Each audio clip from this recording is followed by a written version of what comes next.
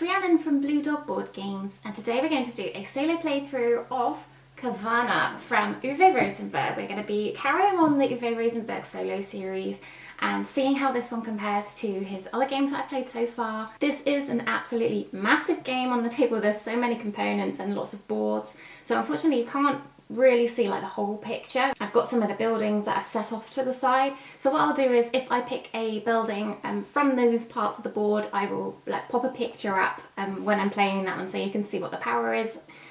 It's literally impossible to fit it in the camera frame otherwise. So much like his other game called Agricola, this one is very much a farming game where you are collecting animals and growing crops, trying to feed your workers. And the difference between this one and his other game called Agricola is this one actually has an addition of cave farming as well. So you're building various buildings in your excavated caverns, putting in dwellings for your dwarves, and then also building mines to mine ore and rubies. So we're all set up ready to go, so let's get this one started.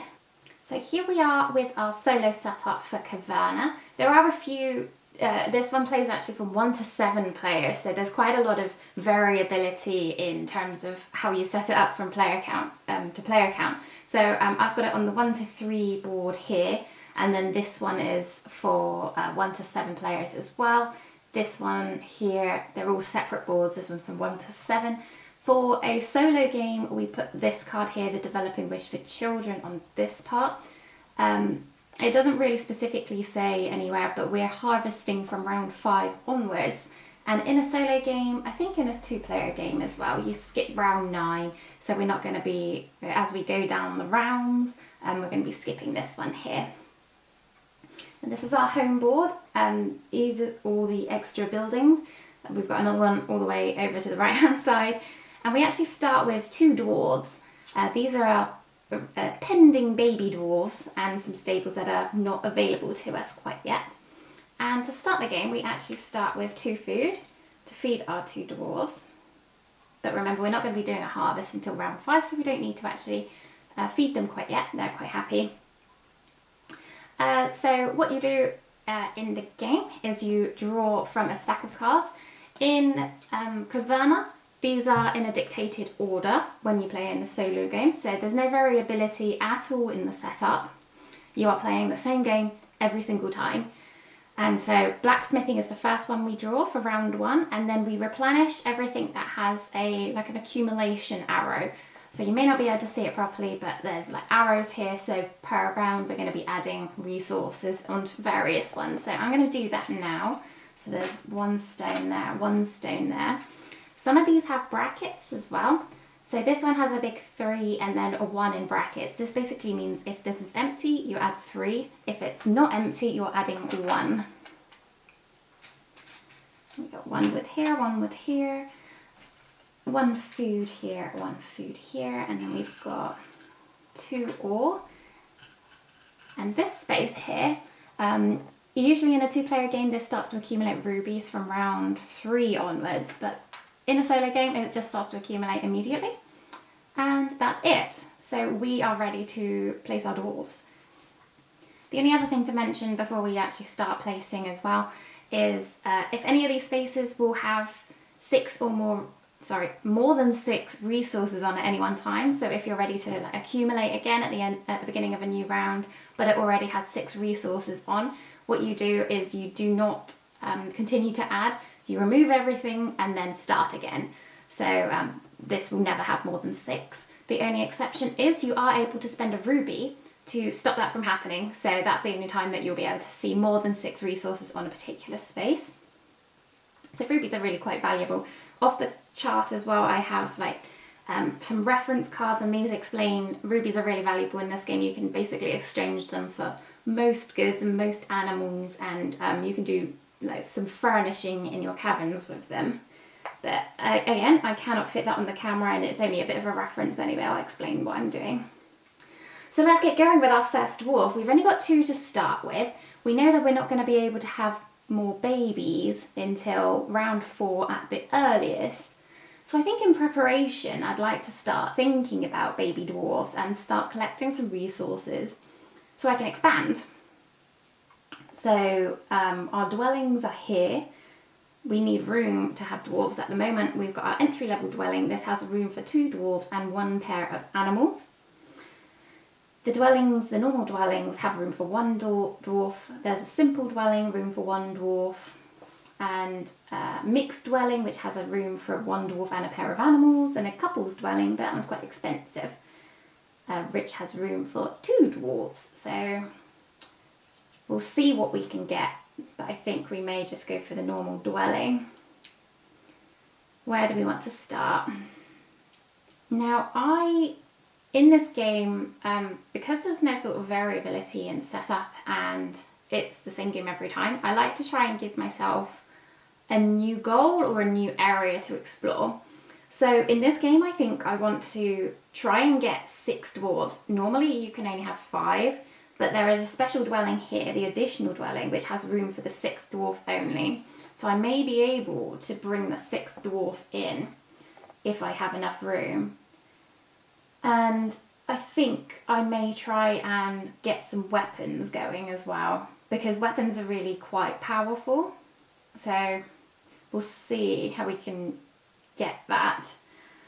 So I might just have a look at some of these building tiles to see what may help us with that. We've got like 1 here, which is going to give us 1 point at the end of the game per stone, 1 point at the end of the game per 2 coal, 3 points per weapon, which is really nice because if I had all 6 dwarves, that's going to be 18 points there. Yeah, if all of your dwarves that are in play have a weapon, 8 points as well. So that could just accumulate so much. And I think there's another one here, yeah. So if I have all 6 dwarves, I could get 10 points. So maybe I'll try and focus on dwarves and weapons, which case I need to expand my cavern. I also need mechanisms to feed them. So this one could be, where is the tile? There's a tile somewhere. Here we go. The working cave. You may feed exactly 1 dwarf with 1 wood, 1 stone or 2 ore. Alright, I am going to go here to start with.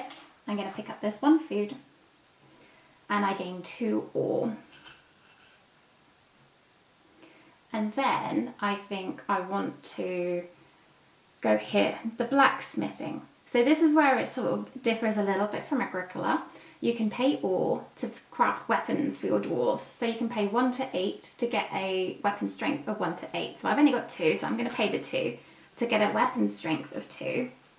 And you pop that on him. And then you can go on expeditions and you have like a reference sheet here where it tells you what loot you can get from your expedition. So I've only got a weapon strength of 2 at the moment, so I'm very restricted as to what I can loot with that weapon. And I'm able to choose, this is an expedition of strength 3, so I can choose 3 items from this list that is of a strength 2 or less.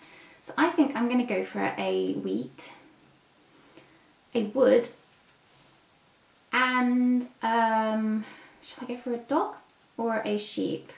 I might go for a sheep just in case I need him for food. You can't take the same one twice. After you've resolved your expedition, you upgrade the weapon strength. So he is now strength 3. And that is it. There's very short rounds to begin with, and then they do get longer and longer as you gain more dwarves, and there's more things for you to think about. So all you do now is bring your dwarves home and draw the new card and replenish. And now we've got our sheep coming out, so this is where it's going to start to accumulate sheep over there. Right, mine over here. When you've now got 1 dwarf with a weapon, you have to place the unarmed dwarves first before you can start placing armed dwarves, and then you have to do it in a numerical order. The only exception is if you have a ruby, you can pay a ruby to place them out of order. I think now what I might do is I'm going to go here to gain some wood. I've got 3 wood now, and grab a tile. So these ones have to be placed in this area. We are basically deforesting the area, and we have to cover a double space. You have to start covering from the cave entrance. So this is my cave entrance down here, so I can either place it like that or like that or like that. I think I'm going to just place it like that. And when I'm covering a space with an item on it, so I've got 2 pigs and I've got a food, I gain that resource. So I'm just going to place it there and get a resource of 1 food. And then I think what I'm going to do, I'm looking at this tile all the way over the other side, which is the seam. Pay 2 wood to get 1 point at the end of the game, and for each new stone, I gain an ore, which is incredible for weapon forging and building. So I think I might just crack on with that, you know. I'm really, really liking the look of that. So if I go here, it's a waste because I've got a weapon and I'm not using that weapon, but it should be worth it maybe. I get a little dog. So this is where it differs from Agricola as well. You don't have dogs in Agricola. Dogs can help you sort of keep your sheep on your farm, so they're able to sort of look after in a field that's not got a pasture, has not got a fenced in area around it. If you have 1 dog, it can look after 2 sheep. So it can just live anywhere on the farm. It doesn't really matter where it goes. And then I'm going to furnish a cavern after that. So I'm going to pay 2 wood to put that in my empty area. And that's it. So now we're going to come home again. Now we're on round 3. It always makes me worried in this game because you literally don't do anything very exciting for the first, I would say, over half of the game. And so every single time I play, I get to a point where I'm like, shall I just start again? I'm not anywhere near the target score. In a solo game, the target score is 100. And every time I'm like, oh, I'm doing really badly. Like last night I tried to push ore mines. I was really trying to like get as many ore mines as possible and as many rubies as possible and score from that. And it was just going so bad. I had no food. I was using all my animals for food left, right and centre. And I still got 98 points, I think. So it's a strange game where it really feels like you're not doing very well. But actually, you're probably doing a lot better. And it really just materialises in the last round or 2. Everything just settles into place. But it's very unnerving to get through all of those rounds in the game and not feel like you're achieving anything. Anyway, let's carry on. So we're still a little bit far from starting to get areas for our dwarves. So we're actually going to get the Wish for Children next, but we don't actually have anywhere to build a dwelling or the resources to get a dwelling. So what I think I might do is go and get some resources. So I'm going to come up, here to get 3 stone, which activates this for each new stone plus 1 ore. So I'm getting 3 ore as well. And then I will go and get some wood. So I'm going to come over here to grab these 5 pieces of wood. And then I get to go on a strength 1 expedition. So I've got a weapon strength of 3. So I can choose from a stone, a donkey, sheep, a wheat, a dog, and a piece of wood. So I'm looking at dwellings very soon, hopefully. I've just noticed I didn't fully resolve this one. We'll have a look at this first. And they cost either 3 or 4 wood and 3 stone. There's like different combinations that you can do. So if you pay more wood, you get victory points at the end. But this simple dwelling here, you pay less wood, but you don't get any victory points at the end of the game. I might actually get a sheep because then I can start breeding because I've got a pair of sheep and any excess sheep I can eat. So that's my expedition. He's strength 3, so let me find a tile of strength 4. So swap that one out. I'm sorry, I didn't fully resolve this one. I was too excited by my ore. So this one, you take all the stone and then you can place a tile. Now these ones are double-sided, so these have tunnels and they have caverns and they're double-sided. So on this space, I can choose which side I want to place it on. If I go to this space, I don't have a choice. I can only do the cavern and a tunnel. So I'm going to go for the double cavern. And I'm going to place it here so I can get that extra food resource. Much like the forest area, you have areas which you can place tiles on and get a resource. So I'm going to get this piece of food. And that's it. So we're coming home. And we are now in round 4. So this tile comes off and we are wishing for children if we go to this space. Or we can furnish a dwelling. Now, it took me a little while to figure out there's a difference. We're furnishing a cavern over here, so we can choose any of these building tiles. Over here is furnishing a dwelling, so we are not choosing from all of these tiles, we're only choosing from these dwellings specifically. I wish they just pointed that out to be a very specific difference in the rules, which they don't, unless you start trawling through the appendix as well. Now I'm in 2 minds now about whether, because I could go here to furnish a cavern, I have enough resources to build a dwelling, so I could then go there to get a baby dwarf. However, much like Agricola, you do need to feed these dwarves, and if they are sort of born on the round at which you are doing a harvest, you only have to pay them 1 food compared to the normal 2 food. Now we're not harvesting yet, we're harvesting at the end of the next round, so I don't know whether to wait 1 round for my extra dwarf. I'm also looking, this is at the point of the game where lots of accumulating is happening, and so everything's looking quite nice in terms of resources that are out and about. I'm eyeing up the stone over here, I'm eyeing up this ore, I'm eyeing up these rubies. I do think honestly I need to focus. I can't start getting distracted. I need to focus in on what I want to be doing. So now we're going to bide our time just for another moment. So I'm going to go here to grab these 4, which means I get 4 ore. 1, 2, 3, 4. I'm getting quite a lot of bits and pieces now.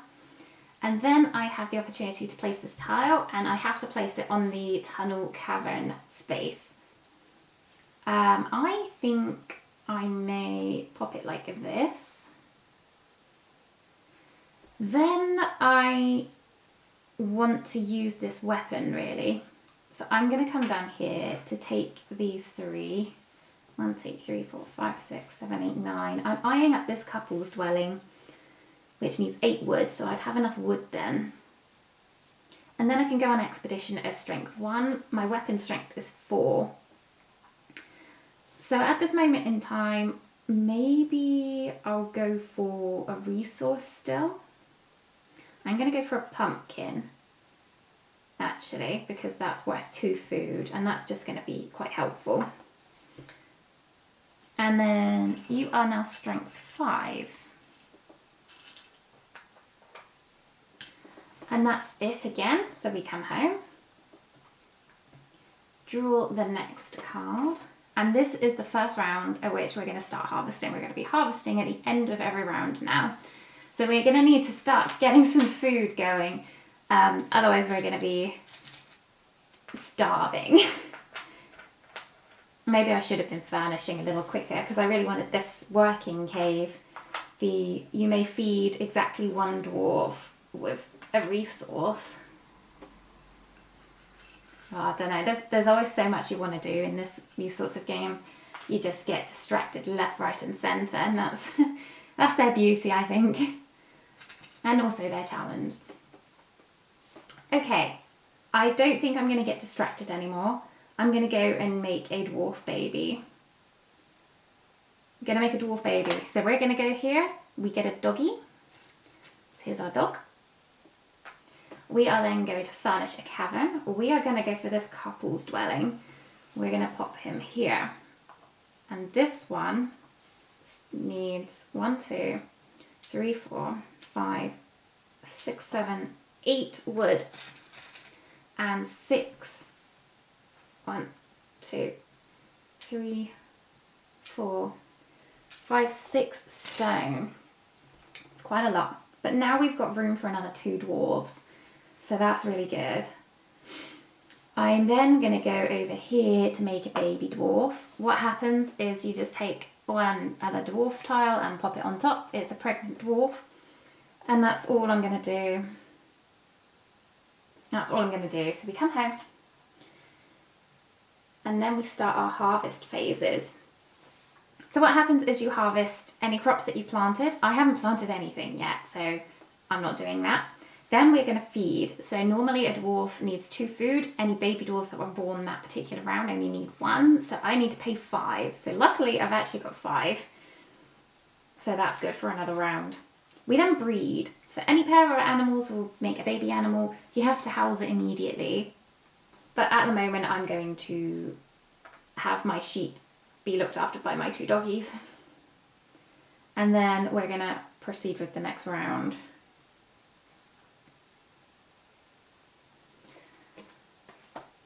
Ruby mine construction. So we're not probably going to be doing much mining. Probably not. You watch as I build like every mine available in the next few rounds as I get so distracted.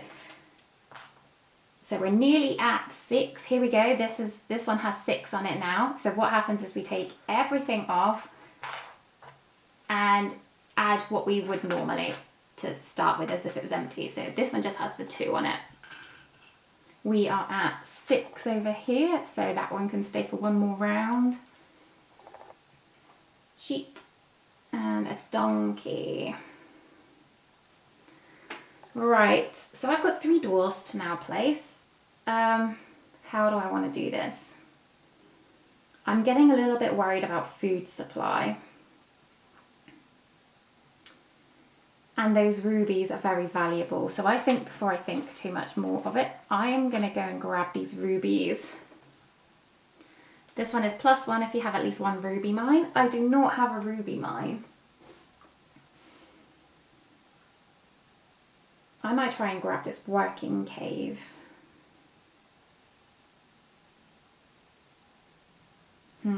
There's so many things that I want to do. There's quite a lot that's looking really nice. I'm actually going to go here to spend all the ore I have. 1, 2, 3, 4, 5, 6, 7 ore to create a weapon strength of 7.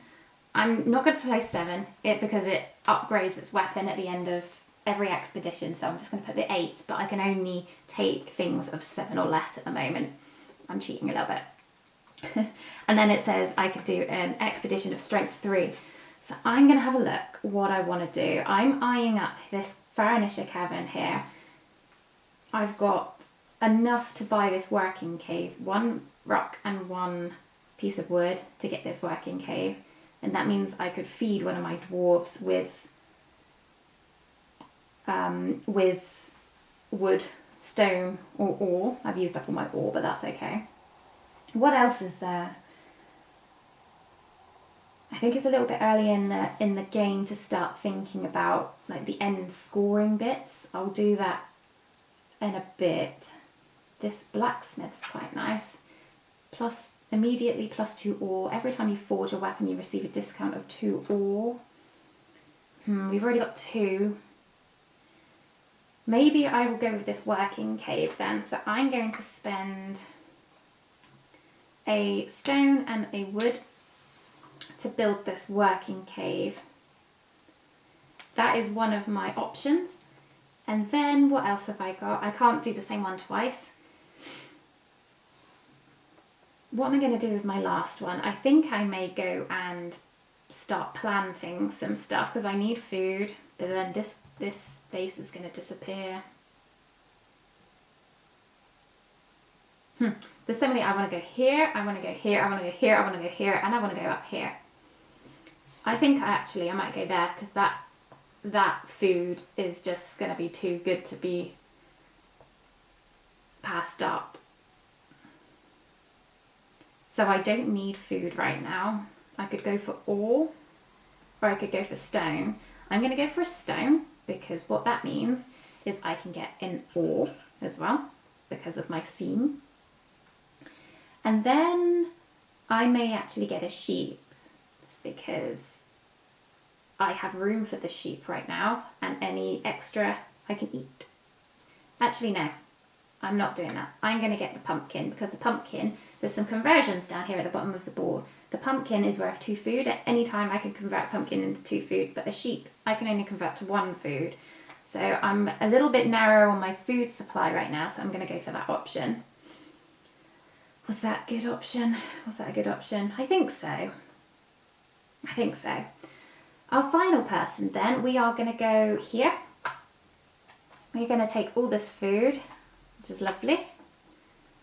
Lovely, lovely. And then we are going to gain a grain. And then we can pop down a field or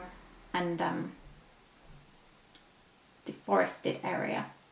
Now, I don't know, this is a piggy space here. I'm not sure whether I want the pig right now. I don't have room for the pig. So probably not. I have to convert him to food. I'm going to pop that there. And then that's the end of the round. So we're going to bring everyone home. Should have made a new baby dwarf, perhaps. Anyway, we didn't. So now we harvest. So we'll be harvesting from our fields. We haven't got anything there. And then we need to spend 2, 4, 6 food on our dwarves. 2, 4, 6. And then we breed. So we can get a sheep, and our sheep can be looked after by our dogs there. And then we're in the next round.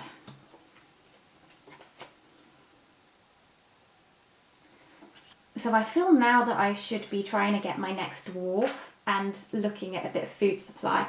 Here we now have 6 wood. So what I think I might do is spend a ruby to stop that being taken away. And so we just continue to replenish that. We can do that as many times as we want, as long as we have the rubies to do so.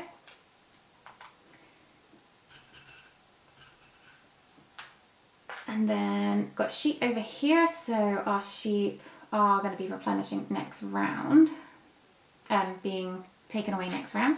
So I want to also think about that. They would be a really nice food supply. Okay. Oh, wow. What do I want to do? What do I want to do? What do I want to do? See, I'm starting to get distracted again. I'm eyeing up those sheep, but sheep are only worth 1 point at the end of the game, and you only minus points when you don't have at least one of one particular animal. The dogs don't count. It's just the livestock. So I've already got sheep, so it's not going to minus anything, and they're only worth 6 points. And realistically, I'm going to need to work quite a bit to be able to house them, because I've only got room for 1 more sheep right now. So I think I just need to ignore them. There's so many sheep there, I'm like, oh, I really want that space. But what I was looking at trying to do is getting the weapons. I've still got a dwarf here without a weapon. I need to get another baby dwarf. But then I don't actually have much like coal. But maybe that's fine. I'm going to go here, I think. To spend my 1 ore to get a strength of 1. And I go on an expedition of strength 3. So that means I can get a wood, I can get a dog, and I can select the after expedition all weapons +1. So normally it's weapon strength 1 that I crafted. It would upgrade to weapon strength 2 after the expeditions are finished. But because I was also selecting that option, it's going to increase to weapon strength 3. It just helps it push up further. I don't know whether that was a good idea or not, but that's what we're going for. I think we're going to make another baby. We haven't got any food though. We've got no food. We're going to have to eat some sheep. Alright, we're going to get some food. We're going to get some food and make a baby. So we're going to go here to take all of this, to gain 2 ore, and then we're going to go and make a baby. Baby dwarf. There we go. We've got a lot of empty spaces, but we'll see how it plans out. we're doing well with our weapons. Harvest. So we're harvesting everything from our fields. There's nothing there. And now I need 2, 4, 6, 7 food. So 2, 4, 6. I'm gonna eat a sheep. Sorry, sheep. There we go. And then we breed. So our sheep actually comes back. Oh, there we go. It's as if it never happened.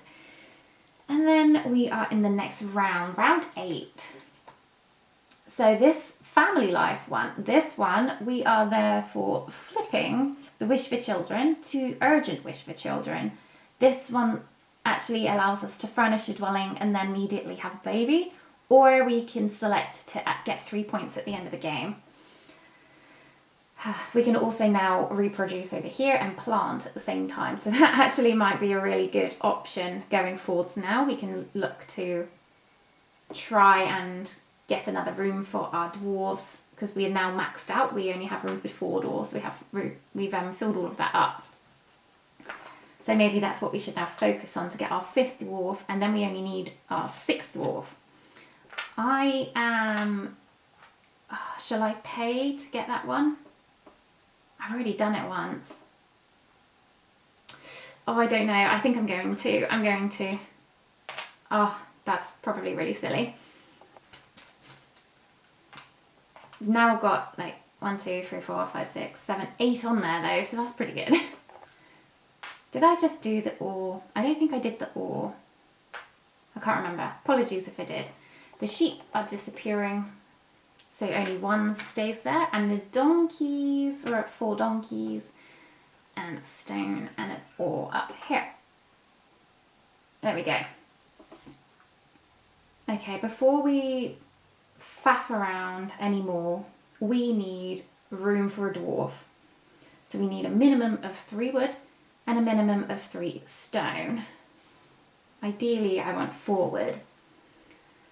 So I'm not going to faff around anymore. I'm going to go over here and pick up all of this wood, which is just amazing. And then I've got to do it in numerical order. So we're starting with our strength 3 dwarf. Shall I go over there or over there? That's going to get me ore as well. So I'm going to go here to pick up all of this. And then I can furnish or excavate. Do I want tunnels or dwelling spaces? Caverns. I think I may now go for the tunnel cavern option. Shall I? Yes, I think so. I think so. I think I might use some of my rubies, you know. Right, so I just planned out in my head what I wanted to do, and now I can't remember. I wanted to place him first, somewhere, where he's going to go for an expedition. So over there. Let's try this. So I'm going to spend 1 ruby to place them out of order, because this is a higher strength dwarf than my remaining one. He's going to go here to get an ore mine. The ore mines have to be placed on a double tunnel space, so this is why I chose, well, it's as if I planned it ahead. I didn't. So I'm going to place this on a double tunnel. This gives me 3 points at the end of the game. I can then take 3 ore. And then I can go on an expedition of strength 2. So I have an 8 on my weapon strength. I'm going to furnish a cavern. So I'm going to spend 4 wood and 3 stone to get a dwelling for 1 dwarf. So that's one option. And then I have the option for a second action, basically. What do I want?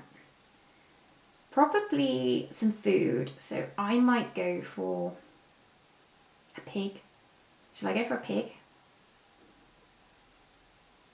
Or shall I just go for more materials? I'm going to go for a pig. I think and then immediately convert him to food, which is really mean, but I need food right now. And then you are now weapon strength 9, if I can find one.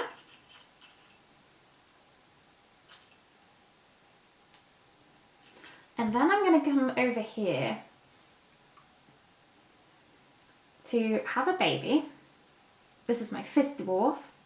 And then I get to sow. I'm finally planting. And I need to do something else first. Up to 2 new grain and 2 new vegetable fields. So what I want to do is, here you are allowed to spend rubies for all of these options, which may include resources. It also allows me to put fields down. So I'm going to spend 2 rubies to get 2 fields. Now, where are the fields? On the back of the ruby mines, I believe. Yeah. So let's put down a field. Should I get a pig now? Let's get a pig now. I'm going to go here and here. I'm getting a pig. I'm going to immediately sell my pig to the market for 2 food. And now I can plant 2 grain. So here's 1 grain, 2 grain, and 2 vegetables. Ooh. Every time you plant grain, you take 2 from the supply and 1 grain seed from your own resource pile and put it in a field. When you're planting vegetables, you take your 1 vegetable from your own resources and take another 1 from the general supply. So the vegetables are more valuable, but you gain less of them from that farming. I think that was a good turn. We'll see. So everyone's coming home. We now got our 5 dwarves. We need to try and get them, oh no, we need to try and get them all weapons. And we also want to grab that 6th dwarf and build him a dwelling. So we are harvesting. So this is the first time we're actually harvesting from our fields. So we take the first one on each each planted field every round. And then we have to pay 2 per person, and I've got a baby as well. So 2, 4, 6, 8, 9 food. So here's 4. So 5 food. What do I want to do? 5 food, 5 food. I might do a sheep. So that's 4 food. Grain is worth 1 as well. So 3 food, 2 food, and then a pumpkin is worth 2 food. There we go. They're all fed. I've been completely and utterly forgetting this one. I'm going to bring a pumpkin back. And I can feed one of my dwarves with a stone. Should I do a stone? I'm going to feed one of mine with a stone. Mmm, tasty. There we go. And then we are breeding, and the only thing we have is a sheep, so we get a sheep. We are now skipping round 9, we are into round 10. So we really do need to get a move on. So let's grab our stone. We're on 6 now, do I want to keep that? I'm not going to. So we just replenish that with 3. 1 goes there. This disappears as well. I don't think I want the wood right now. I mean, it is nice, but I don't think we need it.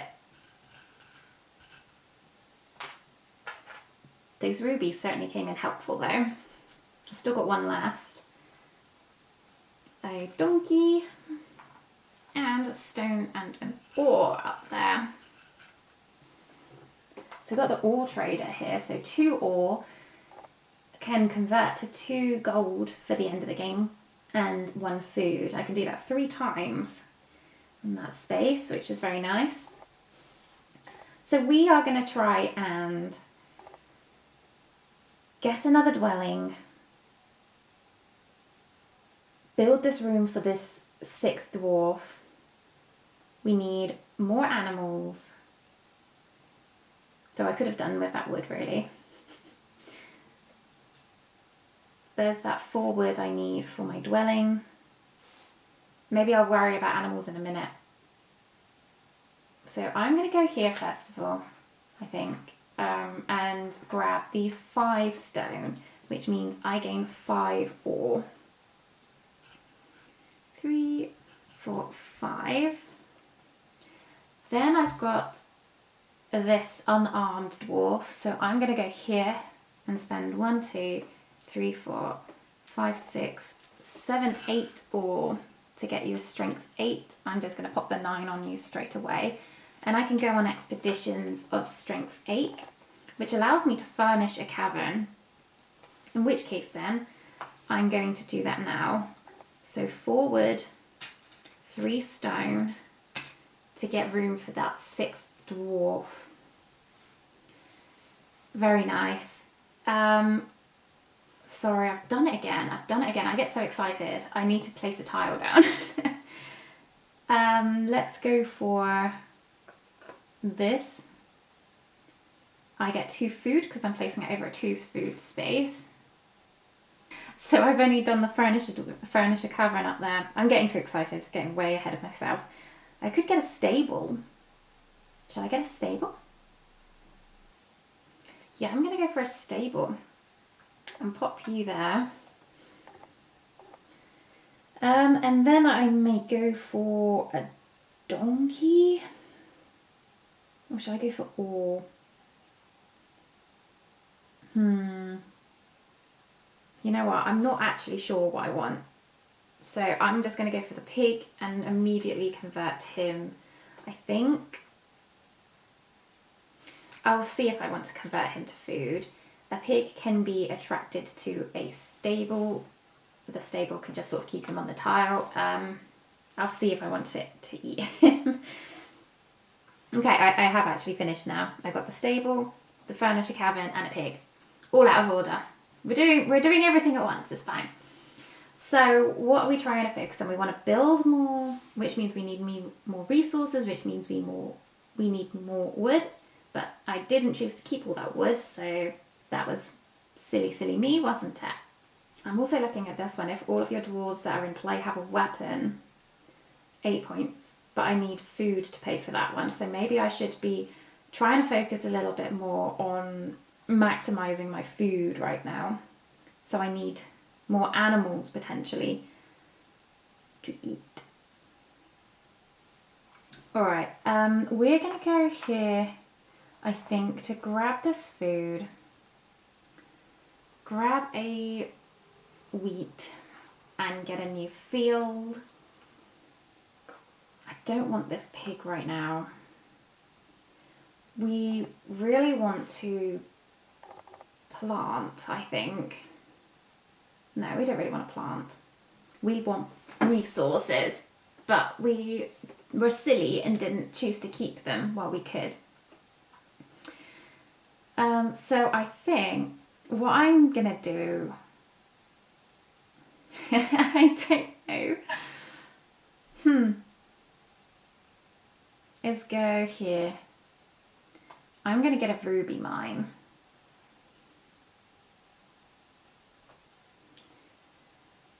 To then take a ruby. It allows you to place it on a normal tunnel space, or you can place it on a deep tunnel. I've already built an ore mine and that's attached to a deep tunnel, so then I can get a ruby from that as well. And then really want to use this weapon.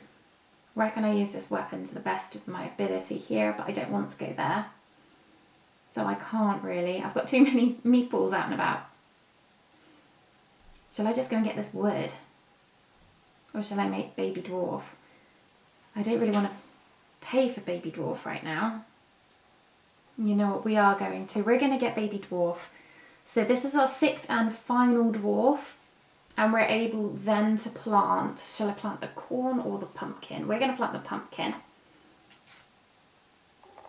Yeah, that was a difficult round. I'm not sure if we're in the right swing of things. So everyone's coming back.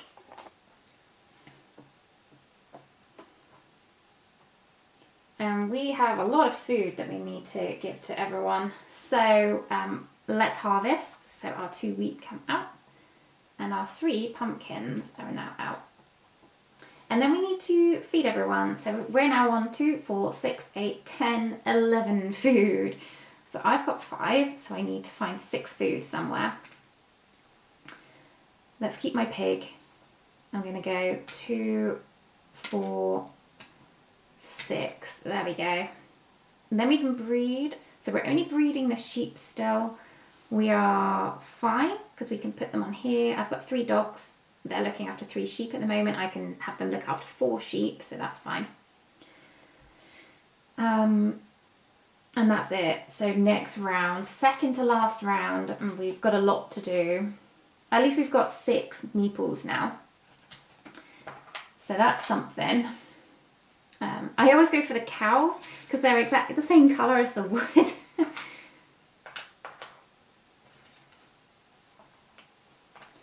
And an ore, we're at 6 for the ore, and then the rubies.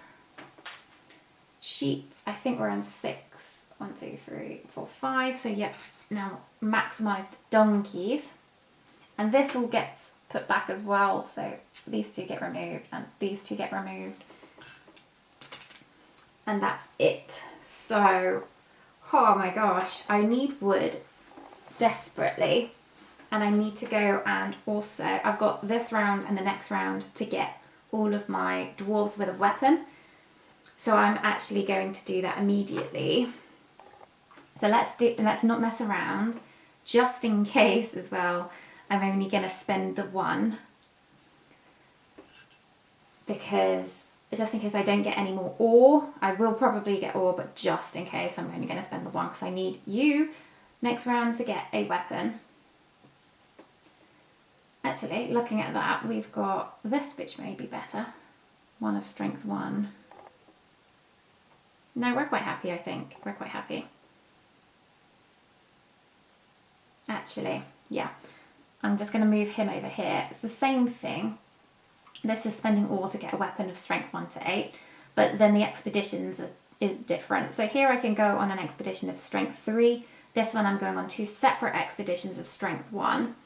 So that means with a weapon strength of 1, I'm going to select a wood to take. Then he's weapon strength 2.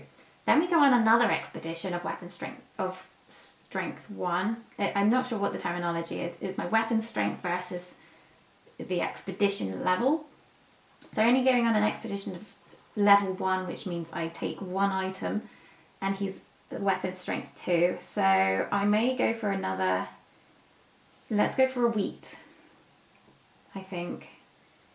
No, you know what? We're going to go for a sheep because they're worth the same amount in terms of food as the wheat. Wheat at the end of the game is only worth half a point, but sheep are worth 1. So it's worth a little tiny bit more. And that means his weapon strength is now 3, not 2. Find one.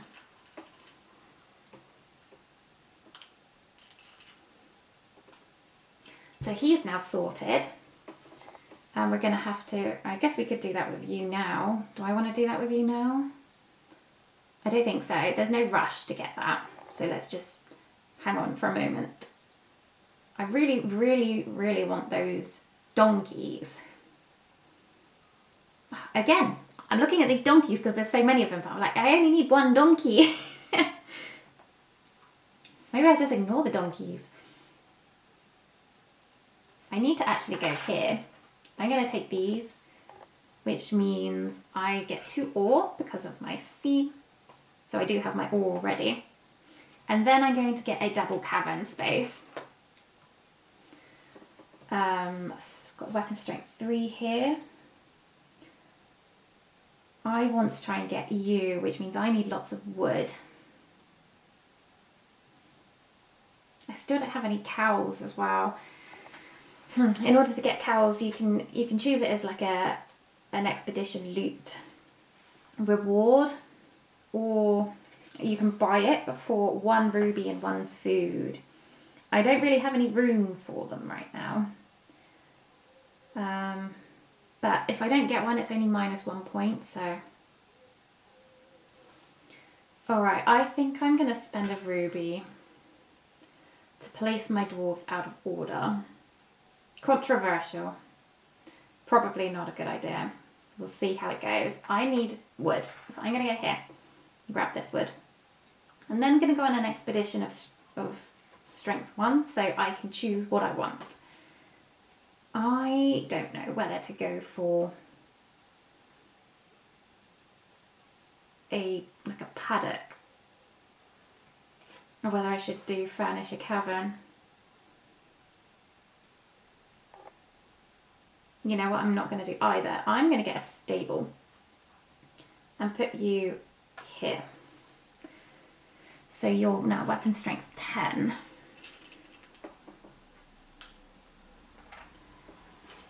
I don't know whether that was a good idea or not. But what I'm going to do now, I don't know. This is really hard. I'm going to go here and just hope I'm going to have enough wood at the end of the game. I can always go here and just take the rubies to convert them to wood. So I'm going to spend 2 wood. So I'm just getting over tempted by these donkeys.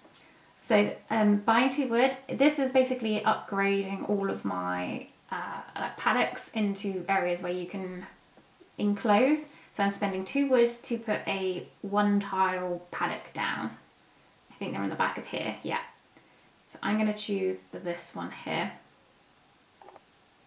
Then I'm going to spend 4 wood to upgrade this area here to a double paddock. That's on the back of a tile. Which tile? They're all mines. So, excuse me everyone. Excuse me. The stable stays where it is. So I need to think about where I want to house everyone now. So my sheep can actually all go in here. It's the same, well, it's very similar farming rules to Agricola. So normally a square can house 2, a paddock can house 2. Any stable doubles that, so this paddock here can house 4 animals. This one usually would house 4 because it's a double tile, but this, because it has a stable, can now house 8. The doggies can go anywhere. And I have a cow. It's a pig. The pig's going to go in my house. I can then buy a stable for 1 stone. I'm going to do that. And I think I may just pop it over here, and then I can take all these donkeys. So donkeys can actually go in mines. So I've got a ruby mine and an ore mine here, so I can put 2 of them in there. And then I have space for a donkey here, and a donkey here, and a donkey here. I'm actually going to put this pig, and this is one exception. A pig can be contained on a space by a stable in a forest. No other animals can be, but a pig can. And my donkey could go in there, which allows these guys to breed because they're at their maximum otherwise. I think that's okay. I think now I need to furnish bits and pieces and get some wood. Maybe I'll go here because it's not very much wood that I'm getting, but I'm allowing myself to put a new tile down. At the end of the game, much like Agricola, any spare spaces that you haven't covered with a tile are worth -1 point. Yes, let's do that. We're getting these 2 wood and we can pop this tile down. Do I want a pig? I won't be able to house him. We're going to move this donkey over here. Put this down. We get a pig. And this piggy can go in here, which means we will get a pig and not a donkey instead. That's okay. And now I've got 1 more dwarf. What do I want to do with you?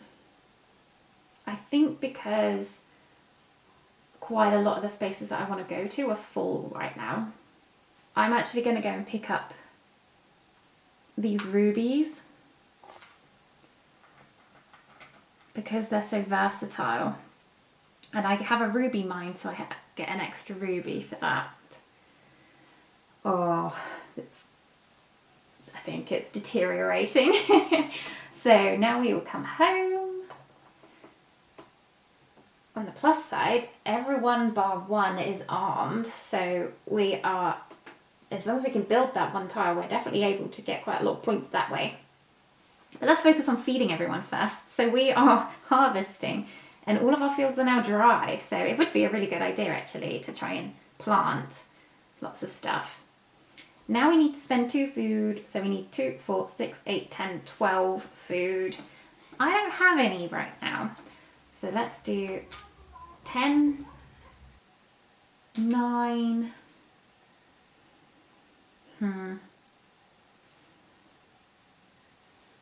8,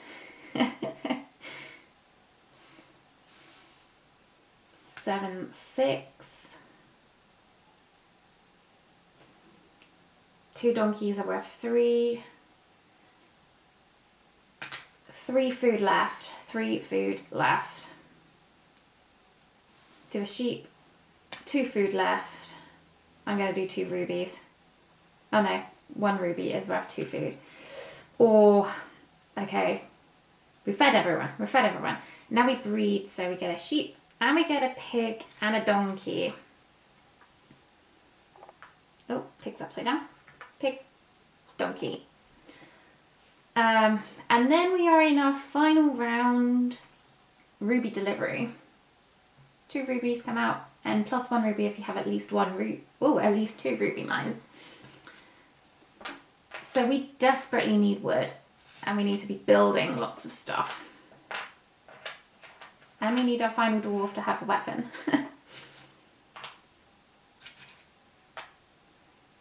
So food, food, food. All of this disappears, bar 2. Another sheep. And a donkey. An ore and a stone. And 2 rubies.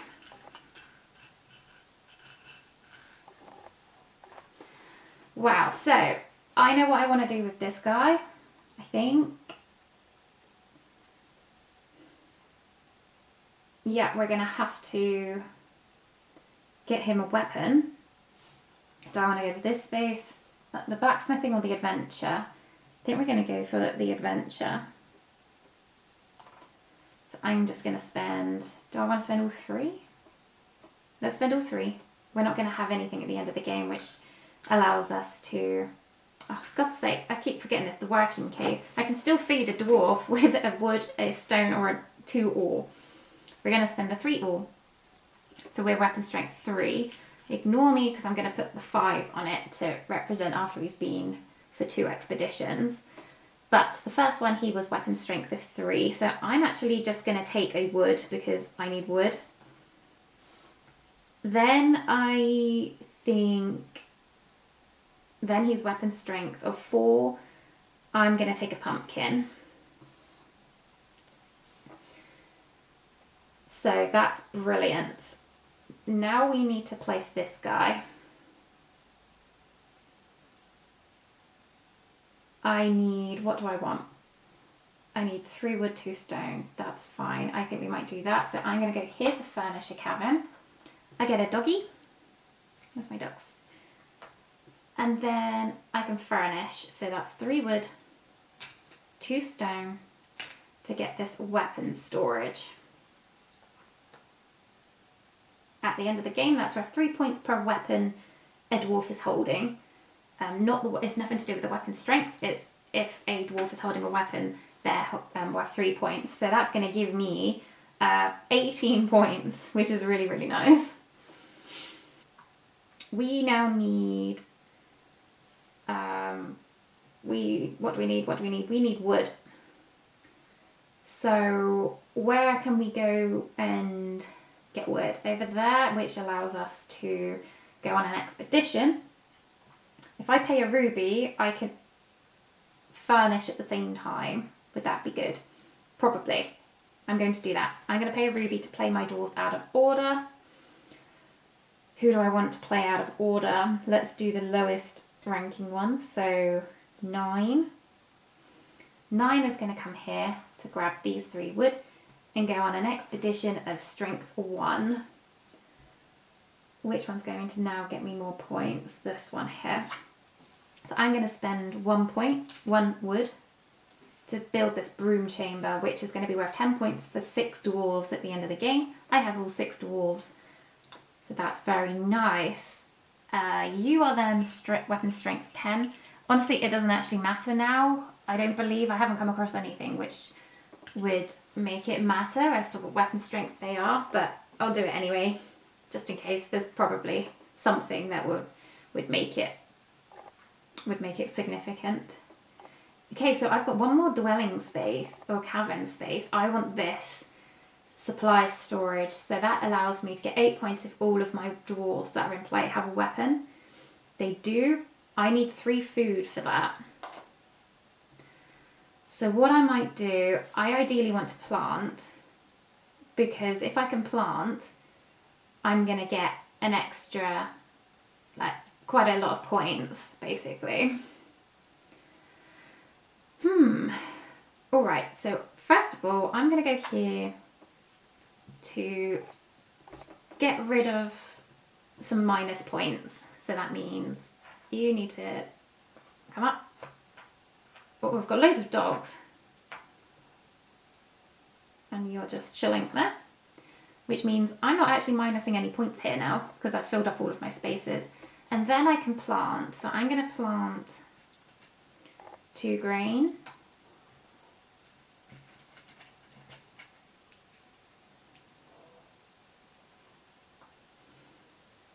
And 2 pumpkins.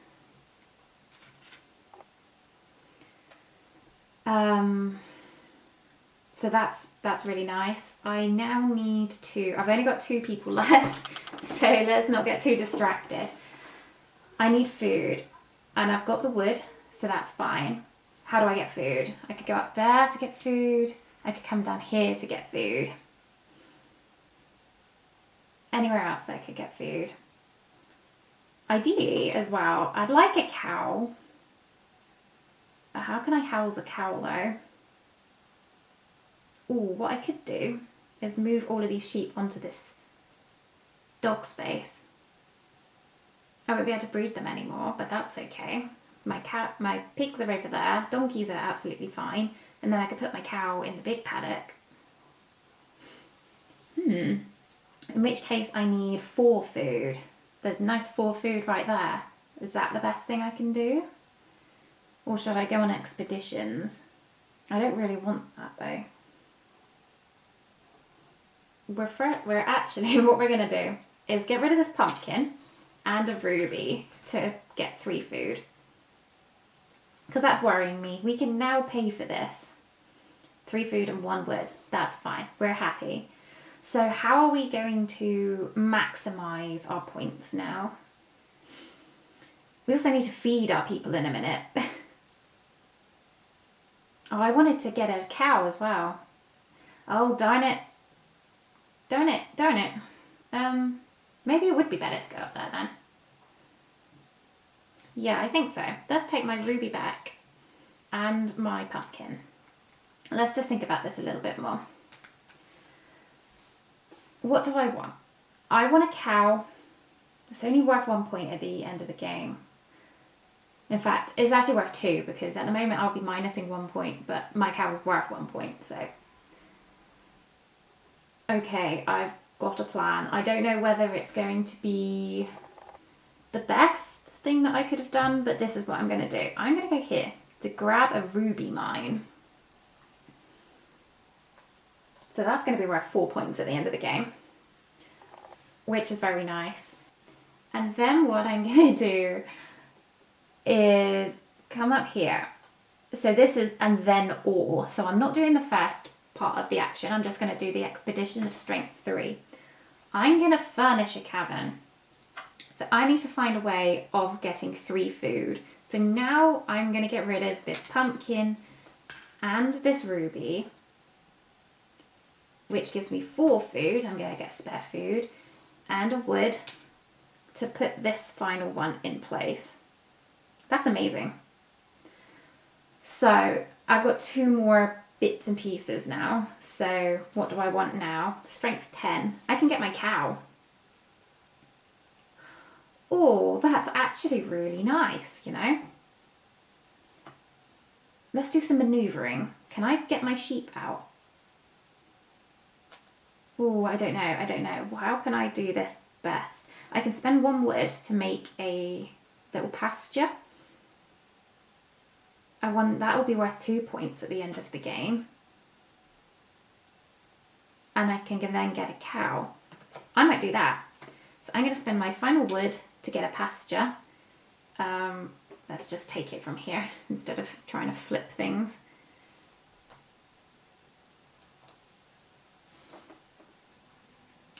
And then I'm going to get a cow. So let's do some moving around. Moving around. Okay. I think these sheep are going to come over here. Excuse me. I think. My donkey is fine.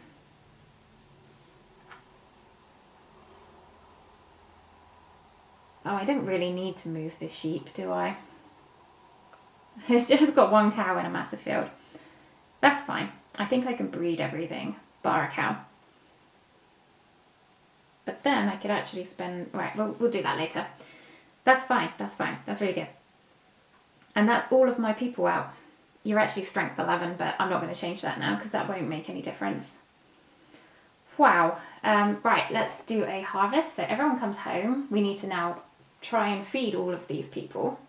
I do have some rocks. I'm going to make one of them eat a rock, which I haven't done in game. I bought that thing because I was like, I need to be aware of how many dwarves I'm trying to accumulate, and I never did. Anyway, let's harvest. So we get 2 grain and 2 vegetables.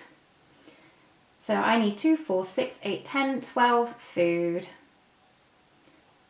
You know what? I am going to trade 1 food and 1 ruby for a cow.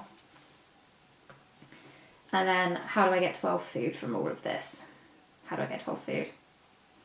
So I'm going to feed one of them with my rock. Oh, excuse me. So I need 10 food. 10 food. I think I'm going to start with my donkeys. No, let's start with my pumpkins. So that's 6 food I need now. 4 food I need now. 2 food I need. And 1 more. It's going to be a sheep. Sorry, sheep. Okay. That's one of the main things about this game. In Agricola, I find it a lot more challenging to feed. At least here you've got a lot of options. I don't really want to do any of them, but there's a lot more ways you can feed people. And then finally we are breeding. So we get our sheep back. We are getting a cow, a pig, and a donkey. So our cow can come inhabit his field here. Donkey can go in the mine, and the piggy can fit in his field. And that is the end of the game. Oh my gosh, I feel like that was quite a slow build up to quite a busy end. So we'll be back in a moment and we'll do the final scoring. So I've got a calculator ready because there's quite a lot of adding up to do. So we'll start with 1 gold. Gold is worth points, so 1 point basically per farm animal and dog. So even though dogs aren't counted as farm animals, we still add them to our score for animals. So I've got 1, 2, 3, 4, 5, 6, 7, 8, 9, 10, 11, 12, 13, 14, 15, 16, 17, 18, 19, 20, 21, 22 animals. And then we minus 2 gold per missing type of farm animal. So we need at least 1 sheep, which we have, 1 donkey, which we have, 1 boar, which we have, and a cattle. You don't need dogs necessarily, but I have 1 of each type, so I don't minus anything. And then we have half a gold per grain. Now this doesn't necessarily need to be harvested. So I've actually got 2 in each field that are not harvested, so that's just worth 2 points. And then 1 gold per vegetable. Again, they don't have to be harvested, so I have another 2 from my vegetables. 1 gold per ruby. I have no rubies. 1 gold per dwarf. So I have 6 dwarfs, so I get 6 points. Minus 1 gold per unused space. So again, if you've got any unused spaces on your field area, that don't have a tile on, that's -1 point. If you, the same as in your like cavern area, so all of ours are used, so that's fine. And then we're having a look at gold for furnishing tiles, pastures and mines. So we're going to have a look over here first. So our fields are worth nothing, but I don't know if you can see, but our single tile pastures are worth 2. So I've got 2 of them, so that's 4 points. And our double pastures are worth 4. So that's 8 points there. And then let's have a look at our cavern area. We've got a ruby mine, which is worth 4 points, an ore mine, which is worth 3 points. And then we're going to do the asterisk ones at the end. Otherwise, we've got 3 for the dwelling, additional dwelling is worth 5, another ruby mine, which is worth 4, so that's 9, 10, 11, 12. A seam, working cave, says 3 points. Couple dwelling, 5 points, says 8 points. And then these asterisks. So we have 3 points per dwarf with a weapon. So that's 18, because we have all 6 dwarves with weapons. The next one is the broom chamber. So that gives me 10 points for 6 dwarves. Amazing. And then this final one, the supplies storage. 8 points if all my dwarves in play have a weapon. So that's 8 points there. We then have a look at any extras, like gold coins that you've like gained throughout the game. I didn't gain any at all. You can sort of choose to gain like these points, which is just worth the victory points at the end of the game. I don't have any of them. And then we minus any begging markers. So if at any point you cannot feed your dwarves, you have to then take begging markers, which are worth -3, I believe. Basically, there's so many ways to feed your dwarves at the end of the game that you should never really get to that point unless you're quite frivolous with your resources. So that's everything. We got 103 points, which is tied my best score. So that's really good. The target in the solo game is 100 points. So we managed to hit that, so that's really, really good. I feel like we managed to achieve quite a lot in that game, which is, it was just a bit of a slow burn to get there, but it's all quite satisfying to see it all pull together at the end, and we beat that target, so pretty good game. Thank you so much for watching, and I'll be back in a minute with my final thoughts on Caverna. So just sharing some final thoughts on Caverna by Uwe Rosenberg. This is one that is very often compared to Agricola, and a lot of people say that it's an Agricola killer, or they would never sort of pick up Agricola because of Caverna, or the other way around really. And what I want to do is, when I'm doing my like overall thoughts on all of the Uwe Rosenberg games that I've played, I will sort of answer that question as to whether I personally would take Agricola versus Caverna. So at the moment I'm just going to focus on Caverna solely, and maybe touch on like the differences, but you know, we'll just take it one step at a time there. So what I really like about Caverna is the numerous different ways that you can end up feeding your people. So I won't mention Agricola too much, but we're going back to Agricola. In Agricola, it can be quite difficult to feed your people. You can feel quite constrained at times, and it is very much a sole focus of the game. A lot of the time in Caverna, I feel like I can focus on other aspects of the game without worrying too much about how I'm going to feed my dwarves, because there just are so many different ways that you can feed them. You can feed them by animals, or your vegetables, or your rubies that you mine. Even like, I was feeding them resources as well, so I feel like it just gives that little element of flexibility in terms of strategy, and so there may be a little less stress in this game. So I really like that aspect. It allows you to sort of diversify a little bit more and worry about the farming and the feeding aspect a little bit later in the turn, whereas other games it may be a little bit more stressful to try and achieve that goal. From a solo perspective, this game is a take it out the box and that is what you get. There is absolutely no variability in setup. So the order of the cards is meant to be set. You do not, as Agricola, shuffle the cards with a number 1 on the back and then cards with a number 2 on the back. These are all designated in their specific order, and that's what they're intended to come out as in the game. There is absolutely no luck in this game as well, so if you are the sort of person that will play this 100 times and you're going to be solely focused on min-maxing the whole time instead of exploring various aspects of the game, I can imagine that this would get quite boring quite quickly, because you are not going to see anything different. Every time you get it out of the box, it's going to be exactly the same. I never play it enough or any game enough to sort of get to that point. It can feel a little bit samey after a while, but as I said at the very beginning of the playthrough, I think this one has so many different options. Like the number of buildings that you have to build is just huge. So I feel like every time you just need to have a fresh look on it,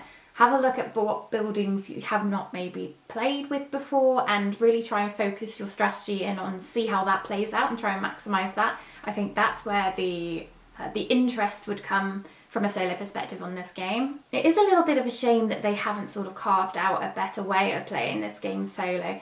Like, again, going back to Agricola, in Agricola you have that very slight variability in setup, so your cards will come out in a different order. I do wonder why they haven't implemented that in this game as well. I feel like it could probably work. Granted, I haven't actually tried to play it that way, and I think it would be really interesting to give it a go. I don't see, as long as you sort of keep them roughly in the same order and just do a few tweaks here and there, that it would change the game that much, but they obviously have done it for a reason. So I'd be interested to know if anyone has actually played it that way and tried to alter the order of the cards, because ultimately, I don't really know why they haven't implemented that. There's obviously a reason, but I'm not quite sure what it is. One thing that I really do like about Caverna is how sort of 3D everything is. So you are building tile upon tile upon tile, building up different bits of your fields and your caverns. So I've got one here that's 3 tiles thick. So I've got I've got like a cavern area, a tunnel area, and then on top of that I've got an ore mine. And then in the tunnel area of the ore mine, I've got a ruby mine on top of that. So there's 3 tiles thick, all coming off the table. And then similarly in the fields, you've got all of your animals on top of pastures, which are on top of your like field areas, which are on top of the forests. And it looks so good on the table. Everything is very tactile. Everything is very fun to manipulate and work with. I do find some of the rules in this game just a little bit superfluous, and mainly in regards to how all the animals work. So the animals, you can sort of get your head around, like, in a pasture, 2 animals can stay there. When you put a stable on, this doubles its capacity. You can keep a stable, it makes sense. You can put a stable down, and because there's food there, 1 animal will stay around it.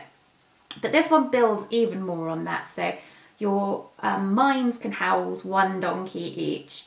Then you've got your boars, which can be held in place on a tile with 1 stable in a forest area. You've also got your dogs, which can look after the number of sheep plus 1. Yes, so the number of dogs plus 1. There's so many extra bits to remember. And so that was a little bit frustrating for me, trying to remember specifically those little nitpicky rules. It does make sense when you sort of have a look at it all together and sort of, get used to the idea of all of those bits. But just once again, I'm mentioning Agricola, and I said I wouldn't. Coming from Agricola, it felt a little bit padded out, and not necessarily in a good way. It added complexity where I didn't feel like it needed to. But you do get used to that, and it does sort of make sense when you sort of get used to it a little bit more. I don't really feel like I stressed enough talking before about how good this game is in terms of variety. When you look at the amount of buildings that are available, there is so much, and they all vary so much as well. So, for example, over here you've got a cuddle room.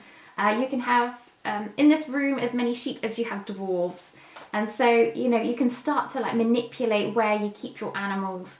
So that's one of the benefits, I guess, of having the more flexible rules. So you can start moving your sheep from the field areas and moving them into the caves, if that's where you want to focus. Alternatively, you can start focusing on the weapon aspect and really build that up. And I love the expeditions. That's really exciting.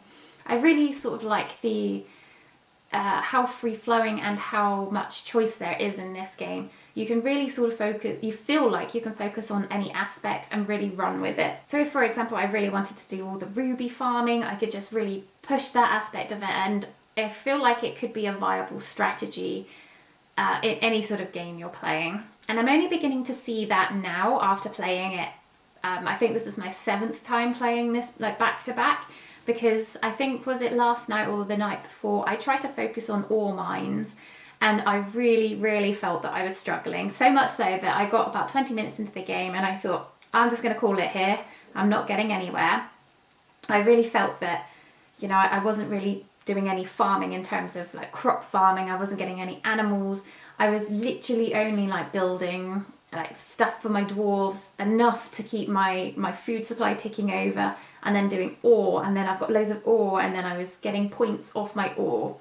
But ultimately, it wasn't until the last round or the last 2 rounds that I looked at my score, my potential score, and I thought, actually, this is comparable to any other strategy that I've tried so far and succeeded in. And so it's a very strange game where you can really feel like you're really not doing very well, but you just need to hang in there, and it usually will pull together in the last round or 2. So it is very much a slow build, but that doesn't feel out of place when you sort of look at the wider Uwe Rosenberg games. They very much are slow build games. You don't do a lot in them for the first 75% of the time, and then after, in that last quarter, is where things start to happen and become a lot more interesting. I do actually quite like that sort of cycle of it, because as in Caverna, you can sort of feel a little bit, it can feel samey in the first couple of rounds. So, you know, you're taking out that blacksmithing icon and you've still got your 2 dwarves, and you've only got a small amount of choices you can make. And so, you know, the fact that it goes by so quickly in those first 50% of rounds is a real benefit to it, because you just want to get through those rounds to get your resources quickly, to then start to hone in on your strategy and get those buildings for the later part of the game. I do actually think that that's actually quite fun, and I quite like that aspect. It feels like everyone is very much on the same footing, or you are very much on the same footing every time, and so it's quite satisfying seeing strategy by strategy how comparable they are and how much more you can squeeze out of that particular idea. I really like the aspect of the rubies in this game, because you've got this little card here which tells you exactly what you can spend rubies on, and you can spend it on absolutely anything pretty much, bar cows. You can get wood, you can get stone and ore, you can get any of your animals bar the cows, you can get a pumpkin or a grain, or you can even place single tiles, so you can place like single fields, or like actual plantable fields, ploughed fields, or caves. And I really like how flexible that is. That gives it, if you're struggling to sort of build up to a certain point, you can just, as part of your action, just be like, you know what, I'm going to spend my 3 rubies that I've got here, even though they're worth 3 points at the end of the game, just to get myself in a position where I can really maximize this particular action I'm doing. I love that. I think it's really fun, and I love that sort of push and pull of weighing up when the rubies are really worthwhile to spend and when they're worth hanging on to. There is a note in the rulebook where it talks about how the weapons are sort of implemented in the game, and when you're playing multiplayer, it does say something along the lines of, if one person is focusing on weapons only, that person will probably win. So I think the game is sort of balanced more towards that aspect, where weapon strength is going to sort of be the dominating strategy. But as a solo player, I haven't obviously experienced anything like that. I will say though that my 2 playthroughs now that have pushed me above the 100 points, I wouldn't say this one I've obviously solely focused on weapon strength and getting those weapons across all my dwarves. I wouldn't say I focused on that on the one before, but I definitely didn't ignore it. So that is maybe an aspect, but as long as players are aware of that and are sort of told that at the beginning of the game, I don't think that's much of a problem, and it's certainly not a problem when you're playing solo. I would actually be very interested to try and do like a peaceful playthrough. Maybe that's one that I can try next, actually, with shuffling around some of the cards, is try and get through a game with ignoring all of the weapons and seeing if I can maximise my points elsewhere. That would be quite an interesting strategy. As usual, component quality is just lovely in this game. I haven't noticed any particular Uwe Rosenberg quirks in this one so much. There are a few little different illustrations on some of the tiles, but when you compare them all side by side, but I haven't really seen any like big ones that pop out, like in Feast for Odin. I think there's a whale that's in one of the player boards. Although I haven't analysed them that closely, and this is a up to 7 player game, so there's quite a lot of different player boards here and there. But like, you know, that like all the other games, that he's basically got all of the cardboard is lovely and thick. All of the components are really nice and chunky. The meeples are just beautiful. You've got your little pumpkins and your corn pieces, and the Anna meeples are really, really nice. The only thing that is really annoying are the cows, and the wood are exactly the same shade of brown. So the amount of times that I've put cows on my wood gathering space and tried to pay for something with a cow that I've managed to take from the supplier at one time, that's just annoying. Oh, I don't know why they couldn't make them a little bit lighter, but you know, then it'll get confused with the dogs, I guess. But that's the only quibble. And a fantastic aspect as well, which I really appreciated in this game, was how variable they've made the dwellings. So the dwellings are where you house your dwarves in the caves, and we've got lots of different ones on here. So it just expands your horizons into how you can actually house your dwarves and how you're particularly playing, and it doesn't sort of constrain you in any way. So the normal dwelling, you pay 4 wood, 3 stone to house 1 dwarf. You've got another one which you only pay 3 wood and 3 stone to house 1 dwarf. But that one doesn't give you any victory points at the end of the game, but your standard one will give you 3. There's another one which allows you to house 2 dwarves, which is the one I took at the beginning of the game. You can put animals in them as well. And I absolutely love how like the resources are slightly different, or you can house a different number of dwarfs to really try and keep them in a smaller space, so allow you to build more buildings. I really love that aspect. I think that's really, really neat. And I really, really love at the bottom of the player board where it gives you a conversion rate for all of the animals and the vegetables to see how much food you can just swap them out for at any point in time. It's so useful. I know it off by heart now, but at the beginning when you're just learning the game, it's just so perfect. So from a solo perspective, this game is very good. I very much enjoy it. You just need to be very aware of what sort of game it is you are investing in terms of you will have no variability in the game you play. You are going to be playing exactly the same game every single time you get it out. On one hand, I like that because the amount of variation in the tiles that are out and about on the game as you get going is enough to keep you going with different strategies for quite a while. However, I do think it is a little bit disappointing that they haven't implemented extra stuff, even in forms of expansions, because I believe that there is an expansion, but it focuses on like player powers, I believe, or like different races that you can implement into the game. I would have preferred to have seen maybe different like cards coming out with different actions, maybe a different set of tiles to even expand the game further, different modes you can play. So going back to Agricola, I know they have like a campaign mode where you can just play back-to-back games and keep a card every time. Maybe you could keep a building every time or something like that, just to sort of push it that step further from a solo perspective. I don't think it's a bad solo game for me. I quite like it. I just don't know if it's necessarily everyone's cup of tea. It is also incredibly tricky to set up in terms of the amount of stuff that you have out and about. You've got all of the tiles that you need to lay out, which there's an awful lot of them. You've then got, I think, 12 sets of resources, 2, 4, 6, 8, 10, 12, 13 pots I've got out and about. And I've used up all of my little cake tins, and I'm now into my glass ones as well. So there is just so much stuff to get out on the table, and not everyone would necessarily want to faff around with that. So that is one aspect to bear in mind. But I can say that this is definitely a game that I very much enjoy playing solo, and I am very excited to try new and different strategies next time I get it out. As I said, I think I might try like a peaceful route and see how that goes. I feel like every route definitely has a good potential to score well, and some of them just may be more difficult to implement into the higher scores than others. But I so far, just playing around with different aspects of the game, they do feel quite balanced, and especially from a solo perspective, you don't notice anything from one to the other, like they mentioned from the weapons point of view.